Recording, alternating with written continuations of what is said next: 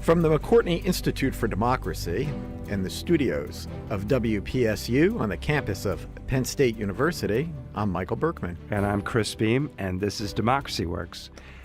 Michael, today we have a guest who represents one of the newest initiatives here on the campus at dear old State.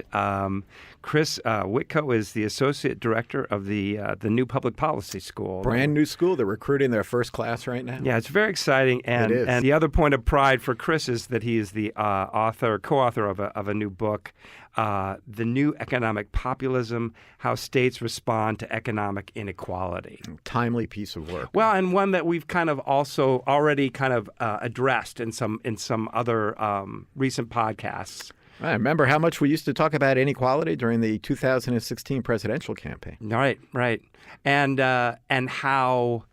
but not so much anymore. Well, you know, the underlying realities of inequality are still out there, still present. The top 1% of Americans control 40% of the wealth and earn 24% of the income.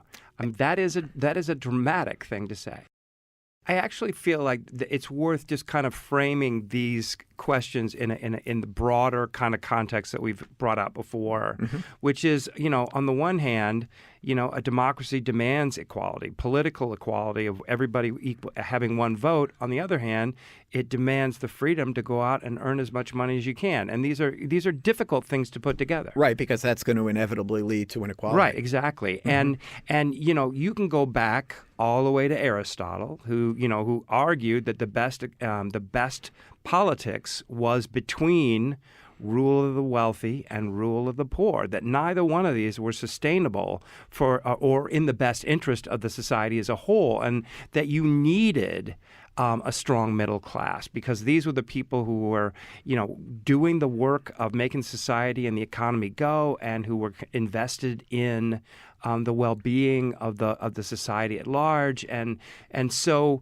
you know, the idea or where you find the right balance between equality and inequality is one that any society, and particularly any democracy, must grapple with. And in the American case, Madison talked quite a bit about inequality in his own way in Federalist 10 when he was talking about factions and conflicts among factions, and identified that the primary source of these conflicts was going to be between those who own land and those who don't, and those who have lots of wealth and those who don't. I mean, it's been long recognized that this is a major source of political conflict. This perennial problem for politics in a democracy, and we are at an exigent moment right now because inequality is so high. Yes, and what I think they do very interestingly in this book is to take that argument and move it from the federal level down to the state level. And I think that's interesting for a couple of reasons. I mean, one is the argument that the federal government is incapable of acting in a sort of polarized gridlock state, and so it's not going to act on inequality. Polarization may lead to that, or it may not. But it's also that, you know, you don't usually think that the state governments are the most efficient place to be doing redistribution. There are theories of fiscal federalism that try to make arguments about where is the best place to locate different types of political economic activity. And usually the federal government is seen as the best place to do redistribution, in other words, moving wealth from those who have lots to those who have less, because both capital, labor, and voters are mobile. And so when states get into the practice of it, then you run the risk of both attracting people who are poor because where they become, in effect, magnets because they may have generous redistributive policies, and also because it may turn away capital and investment because they can always move to states that have lower taxes and that are less aggressive about redistribution. And what they're doing in this book is they're turning that on their head and saying, well, actually, it's at the state level, not necessarily where it's the most efficient place to do this, but where we are seeing activity. For the most part, many of these issues have been sent down to the state level by default, And the other argument is that, states are, precisely because they're smaller, they can be laboratories of democracy in Brandeis's famous so formulation. they can try things and then other Correct. states might pick it up. So I think we have set the table sufficiently. So this is a really great opportunity for us to hear from an expert to talk about, policy initiatives that are operative right now that address these perennial problems of democracy. Well, let's bring them on. Perfect. Okay.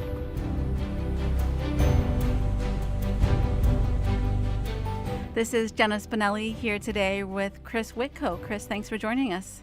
Thank you. It's great to be a part of this award-winning podcast. Oh, flatter. That's always a good place to start. Yes. So there's a lot to unpack here when it comes to income inequality and democracy. I thought maybe we could start by just talking a little bit about why these two things are so closely linked. Yeah, so you can go back really thousands of years at this point, back to Plato and things like that, where people have looked at the relationship between inequality and democracy and whether these things are really compatible. Of course, we're going to have some inequality in a capitalist system, but when we have a democratic political system that assumes some level of equality, there's a concern that when you have really extreme levels of economic inequality, that it undermines that idea of some measure of political equality. So that's been something scholars have been talking about for a very long time. Mm-hmm. And some of the people writing more recently about the problems of democracy in the U.S. in particular have said that we can't start to fix what's wrong with democracy until we address this issue of inequality. Do you agree with that? Yeah, I mean, you look at the extremes of wealth inequality and stuff, and then people who have a lot of money can take that money and use it in politics. And we saw that in the Gilded Age. We see that now. So it does probably lead to unequal influence, and that's what those people are referring to. So I absolutely agree with that.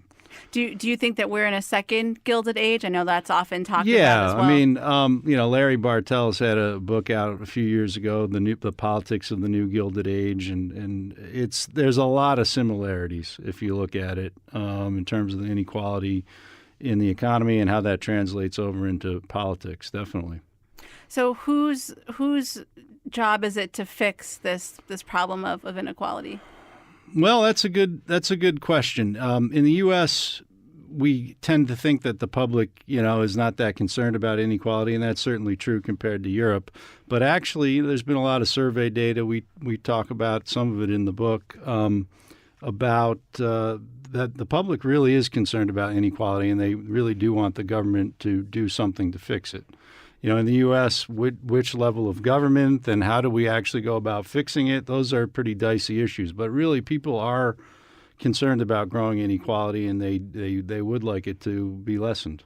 In your book, you also mentioned something called the policy drift. Can you explain what that is and how it ties into this situation? Yeah, policy drift is an idea that people like Jacob Hacker and Paul Pearson write about that in their book on kind of looking at national level politics and inequality. And that's just the idea that policies that we put in place decades ago, they might have worked really well at that time, but then as economic conditions change, they don't work anymore. And if we don't update them, then they're not going to serve us well. If you enacted the minimum wage in the 1930s, I don't remember exactly what it was, but it was like $2 an hour. Imagine if that had never been updated. Wow, the purchasing power of $2 an hour would really be less than it was in the 1930s. And actually, we've seen that at the federal level with the federal minimum wage. If you look at the 1960s, in real terms, the minimum wage was about $12 an hour. And through inaction, the policy hasn't changed at all. Policy is exactly the same. But, of course, inflation eats away at the amount, the value of the minimum wage. So if we don't adjust policy to the changing economic circumstances, then the policy doesn't work as well as it did when it was enacted. Mm-hmm. And that also ties into political polarization as well. You argue in your book. Is that right? Yeah, well, polarization is obviously a big issue, in Congress. And one important implication for inequality is it just prevents much of anything from getting done. So if we need to change policies and update policies to address changing economic conditions, then polarization just makes that much harder. Mm-hmm.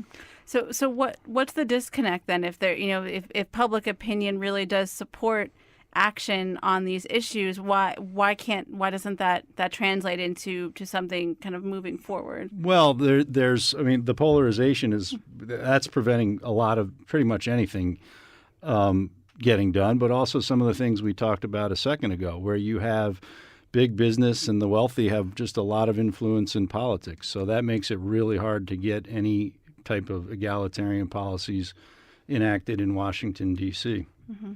Going back to that public opinion idea again, is there where does the kind of notion of this pull yourself up by your bootstraps type of mentality fit in terms of how much of a problem people think inequality actually is?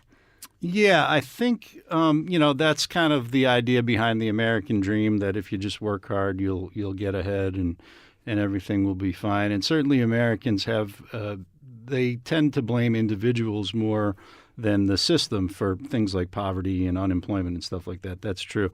But I think it's also the case that even considering that, now people are more concerned about inequality. We saw the protests against the Occupy Wall Street and stuff like that. There's been politicians talking more and more about this in recent years. That hasn't necessarily led to any real federal policy action, but it is something that even with that kind of American ideology of pull yourself up by your bootstraps, people are still aware of and concerned about inequality. Mm-hmm.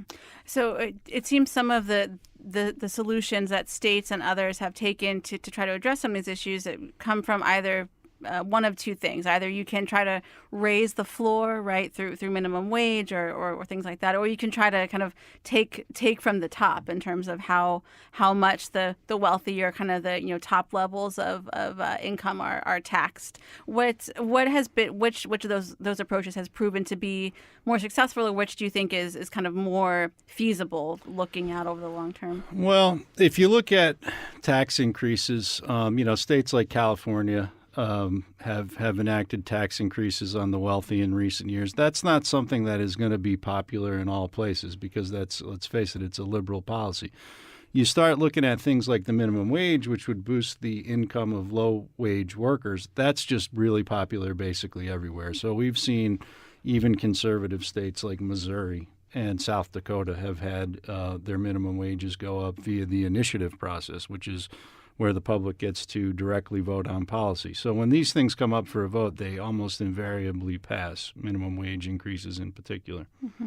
And that also speaks to something else that's in your book about, you describe it as using the tools of democracy to fight inequality. Can you tell us what that means? Yeah, well, what we find in the book, and there's been some other research to this effect, but one thing that we do have in the states, which we don't have in Washington, D.C., is direct democracy. And direct democracy, it is a mixed bag. There's no question about it. What it does is it enhances the ability of the majority to see their policy preferences enacted. Now, sometimes those can be absolutely terrible, from my perspective, terrible policies that would restrict the rights of minorities, for instance. But if you think about it in an economic situation where the wealthy are getting wealthier and the elected officials are, I don't want to say owned by the wealthy, but heavily influenced by the wealthy, the initiative is a way where you can circumvent the interest groups to some degree and get around those incentives facing elected officials, and the public is able to directly affect policy. So what we, and other researchers have found this as well, is that policy is more in line with public preferences in states that have the initiative option. So we're seeing some of this in inequality, where particularly we're seeing this with the minimum wage increases in a lot of states, which we talk about in the book. And so if enough of these states kind of take action, whether it is on minimum wage or through the earned income tax credit, which you also mentioned in your book, is there a point at which there would be like a tipping point to sway action at the federal level? Yeah, I mean, we've seen that in the past, in different eras. We talk in the book about things like the progressive era. What we saw in that time period was a lot of the state policy innovations that were happening. They were eventually adopted by the federal government. And once you do have a situation where, a lot of states have a $10, $11, $12 minimum wage, at that point, there just should be naturally less opposition to it at the federal level because a lot of businesses, particularly in the larger states, have kind of already adjusted to that level of wage. Mm-hmm. Can you talk a little bit more about what the earned income tax credit is and how that fits into this kind of suite of solutions that states are looking at to solve inequality? Yeah, so the earned income tax credit it's actually one thing that is more difficult with the earned income tax credit to kind of get the public behind it, I guess you might say bigly, is that it is extremely complicated. So to put things, just keep things fairly simple. Basically, it's a tax credit that comes back to workers who don't earn a lot of money. So you can actually end up getting cash back from the government when you file your tax return. So that was something a little bit different from the minimum wage, where the minimum wage was actually pioneered by the state governments. With the earned income tax credit, that's something that's actually was started at the federal level and then has proliferated down to the states, and now the states are doing more to expand their earned income tax credits. We talk about that in the book. That's something that you kind of ask the public about it, and they're kind of like, what's that? But it tends to be something, at least until very recently, it was something that was supported by both liberals and conservatives, elected officials. So it's another policy tool that you can use in a more conservative area where maybe you don't want to increase taxes on the wealthy, but you want to bring up the incomes of lower income workers. Sure. So the title of your book is called the New Economic Populism. Can you talk about how populism fits into this inequality conversation? Yeah, well, if you look at I think in a couple of ways. First, the public is concerned about inequality if you look at survey data. The second thing is a lot of the policies that would actually address inequality or that we've used in the past to reduce inequality are actually really popular with the public. Minimum wage increases, actually tax increases on millionaires and billionaires, that's something that's very popular with the public. So what we're just simply saying is these are policies that a majority of the people want, and we're not really getting them in Washington, D.C. due to the political dynamics there. But some of the states are actually doing this. Mm-hmm. So looking back at the thinking about things like the New Deal, the Great Society, what was it about kind of the political climate at those points in history that let these kind of large scale changes kind of move forward, and what are some of the barriers to those types of sweeping reforms passing today? Yeah, that's a great question. So part of the new economic populism in the title, what's new, I guess, is that the states are doing things that we kind of expected the federal government to do since the Great Society. But if you go back to the New Deal itself was the result, really, most of the policies that were part of the New Deal, the minimum wage and unemployment insurance and expanded workers' rights, those had all really been pioneered at the state level decades before. So, of course, what happened during the New Deal is kind of a unique set of circumstances. You had a massive congressional majority of Democrats, Franklin Roosevelt, terrible economy, and so people were ready for action. I don't think we're going to, we don't want to have another Great Depression. We don't want to replicate those political conditions. And then, in the 60s, that was really the one time in American history where we really did see the federal government kind of pioneering new policies to address problems. And we're not seeing that. And part of that is, again, you have the influence of the wealthy in politics in Washington, D.C., which is, similar in some states, but not as great in other states. So the states have more room for action. You have the massive polarization in Washington, D.C., which prevents anything from getting done. So I don't think this is going to change very much in the short term. I think the goal would be that some of what's happening in the states over the long term, can kind of trickle up to the federal government so that when this kind of fortuitous set of circumstances does take place, the policies are ready to go and we kind of know what to do. Mm-hmm.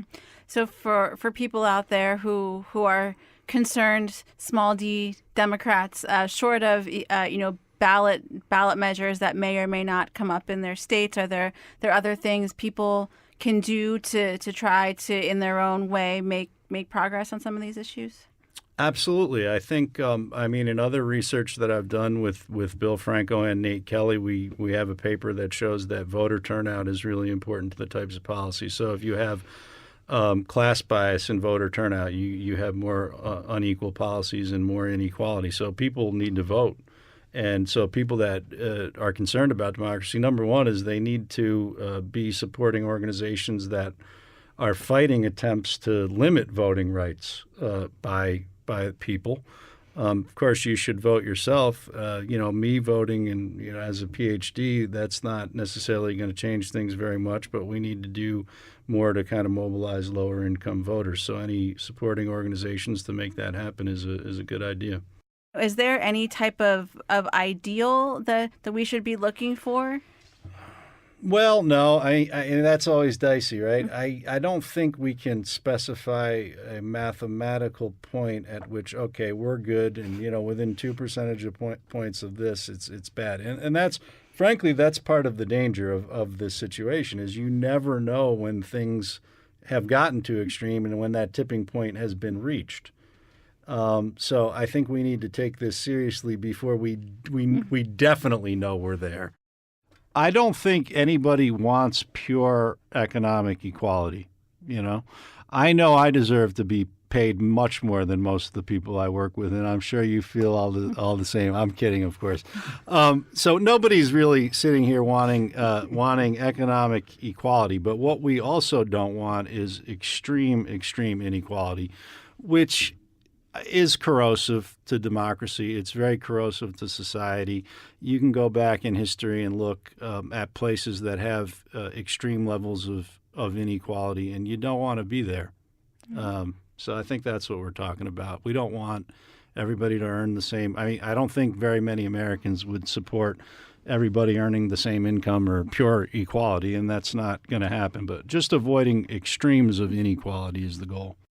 Going back to minimum wage, it's one thing to kind of raise it to $12 or $15 an hour, but then of course with inflation, prices are going to continue to rise, and given all of this polarization and gridlock, there's a chance it might not ever go up again, right? So how can states kind of reconcile with that? Well, you've seen some states have begun to index their minimum wages so that it will go up each year, either at the rate of inflation or the rate of personal income growth or something like that.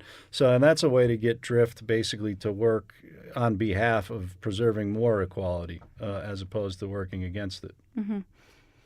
And there's also, do you want to talk about healthcare at all? I'm just thinking about not just the money that you earn, right? It's about what you spend it on, and what role do things like the Affordable Care Act and some of the other kind of more drastic proposals like Medicare for all? Mm-hmm. How do those things factor in here? The Affordable Care Act is actually quite interesting because it is one of the few real major, I guess, egalitarian policies that we've seen enacted in D.C. in recent years. And it's what we saw actually in this past election cycle and in the past few years, again, in initiative states where this thing gets on the ballot, expanding Medicaid. It's passed in Idaho, for instance, was one of the places where this passed in 2018. And so there's some problems with how the ACA was designed. It could have been stronger and this and that and the other thing. But we're seeing a similar logic where states are, of course, liberal states, expanded Medicaid right away. But even some of the more conservative states have done so particularly through the initiative, but in some cases not even through the initiative. Mm-hmm. So. Last season on our show, we had an episode all about campaign finance. We interviewed Caroline Hunter, the chair of the FEC, and I'm wondering if you think that we can really do anything to move forward on addressing inequality without kind of talking about the current state of campaign finance and the influence of money in politics? Yeah, I think personally, I think stricter campaign finance laws would probably be a good thing. And I've found in my research that there's actually less bias towards organizations representing the business community in states that have stricter campaign finance laws. So I do think that would be a good thing. The problem is right now the Supreme Court and a lot of state courts are really against regulating money in politics. Okay, so in the meantime, what do? I mean, I think the other thing we can do, since we really can't very easily limit the infusion of money from big business and the wealthy into politics, one other option is to just try to increase money from other voices into the system.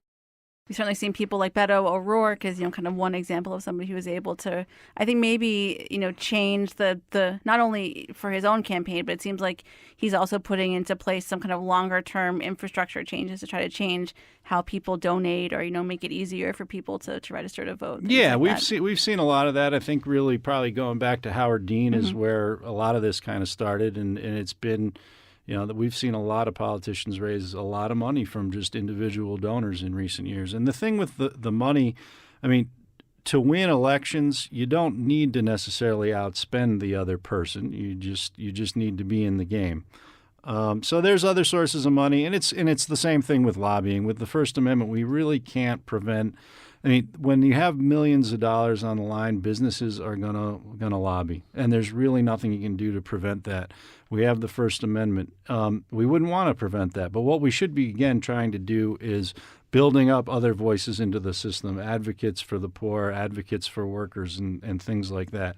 And that should probably be the main focus of reform efforts, because even if you eliminated campaign contributions from business and the wealthy, you're still going to have them lobbying, and then there's nothing that's going to ever change that. Well, Chris, we're going to end today, as we always do, with our 4 Mood of the Nation poll questions. So 4 things, thinking specifically about American politics. First up is what makes you angry? Inequality. Good answer. What makes you proud? Football. What makes you worry? Inequality. And then finally, what gives you hope? The Democracy Works podcast. Oh, you want to try one more that's not quite so patting us on the back? I think the fact that there's a lot of new blood in politics. If we look at the 2018 elections, we've had a lot more women running for office and winning. People from diverse backgrounds and underrepresented groups are going to have a bigger voice in Washington, D.C., and I do think in the long term that's going to make things better. All right. Well, we will leave it there. Chris, thank you so much for joining us today. All right. Thanks for having me. Appreciate it.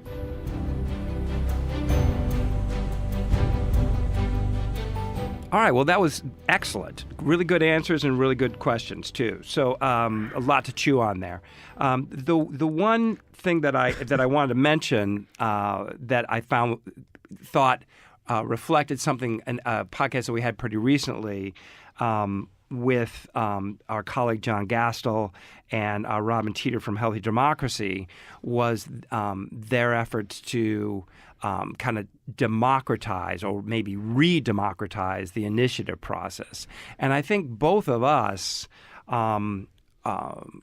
reflected this attitude about the initiative process, that it has been taken over and that it's not very democratic and that we don't advocate for more of it.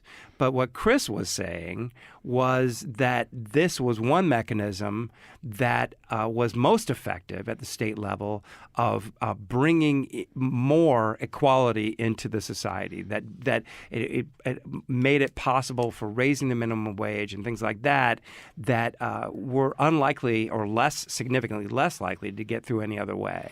Yes, Chris. Well, we saw this in the recent election, actually. There were some important outcomes in referendums that speak directly to what Chris is talking about. There were 3 states, I believe, three states controlled by Republican by Republican office holders, which have been resistant to expanding Medicaid. And Medicaid was expanded through the referendum because that's what people wanted. Others where the minimum wage has been increased. And so, I mean, Chris's point here is that states that have referendums are often able to adopt policies closer to what their voters want. Right.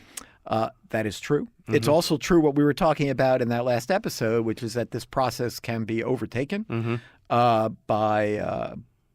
narrow interests, and that initiative, which kind of gets us around in a very strong. Well, circle. also that initiative and referendum motions can be written in ways that are very confusing and difficult for people to understand. But at other times, it can be quite simple. And yes, so his point is well taken there. Direct democracy is a way that can keep policy closer to what the people want, because you're not getting office holders who are perhaps corrupted by campaign contributions or wherever the party goals are, to be able to affect changes that might have something to do with inequality. So yeah, there's a hunger for it. As inequality increases, we only see more of that. Right, and it can also often lead to somewhat authoritarian populist outcomes too. Sure. I mean, there's a and that was FDR's argument, right? That if we don't address this through, well, if we don't save capitalism, we're going to lose it. Precisely. Yeah. And what's going to come instead is likely to be authoritarian and undermine freedom. So if the plutocrats of New York and throughout the rest of 1930s America, if that's not what you want, then you need to back these kind of movements to increase inequality or to combat inequality. Yes, to let off steam, if nothing exactly else. Right. Yeah. You see this kind of gilded age where the inequality was extremely high, and then after World War I, the Great Depression, World War II, and then the years shortly thereafter, inequality was addressed and it went down, and now you're going up. And so you just wonder if it's not almost there's just this natural kind of reaction and counter reaction, and you can see on the horizon this kind of counter reaction coming. What do you think of that? I'm skeptical of anything that says there are actually natural reactions to. There's no reason that inequality can't keep on growing. Well, and if Aristotle's right, then that's not true. But the political tools can be developed to suppress democracy. Yes. And therefore not have to respond to it. Okay, fair enough. Yeah. But I mean, if we remain a democracy, and if we remain if that remains a mechanism for the free and fair expression of the will of the electorate, then it does make sense that this rising inequality is going to manifest change in the populace. Yes, and certainly you get the sense that this just can't keep on going this way. That it's just this sort of massive inequality getting more massive all the time, getting more dramatic, more exaggerated. It is just going to, at some point, either have to be addressed or is going to have something's going to give. So what's whenever there's a crisis, it's either dealt with successfully or it isn't. And if it isn't, then you open the door to more dramatic and more, let's face it, terrifying prospects. And so, that's where we are now, right? It's an interesting time. And the condition, the extent, the extremity of inequality in American society is what's at issue here. Well, and to a certain extent, what the work of Chris Witko allows us to do is to look across states. Some states have addressed inequality more than others, and some states inequality is more of a problem than others, and we can see what the consequences are. Yeah, and hence the laboratories of democracy. Absolutely, and so this is a really good issue for us. It's not one we're gonna put down. It's one that we want to keep addressing. But what Chris Witko has done, in addition to really doing a great job of representing this new school of public policy, is to give us an insight into how these issues are addressed, given the reality of hyperpartisanship at the federal level. Well, and certainly they're going to be fought out within the Democratic primaries in 2020. Within the Republican Party, less talk about inequality. Donald Trump did used to talk about it, but he hasn't pursued a populist economic program. So kind of hard to say right now where that means he We'll would see. be, We'll see, won't we? if he were a candidate in 2020. Right, and you know, and I think I've heard like Marco Rubio, for example, make these kind of inroads. So I do think that there is a kind of widening awareness that this has to be addressed. I suppose, but they're going to have to figure out a way to address both the support for tax cuts that are aimed generally at those with the most money and a concern with inequality. You really can't have both. No doubt. And that is as good a note as any on which to end. So, again, to be continued. These issues are not going away, and they're fascinating and worth our time. So, from the campus of Penn State University and the studios of WPSU, this has been Democracy Works. I'm Chris Beam. And I'm Michael Berkman. Thanks for listening.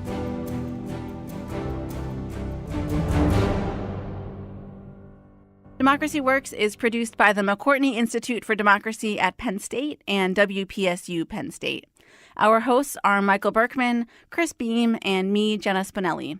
Andy Grant is our engineer, and Mark Stitzer is our editor. Additional support comes from Emily Reddy, Shireen Stanford, Craig Johnson, and the rest of the team at WPSU. For detailed show notes and discussion questions for each episode, visit our website at democracyworkspodcast.com. And if you like what you heard today, please consider rating or reviewing us wherever you listen to podcasts. Thanks for listening.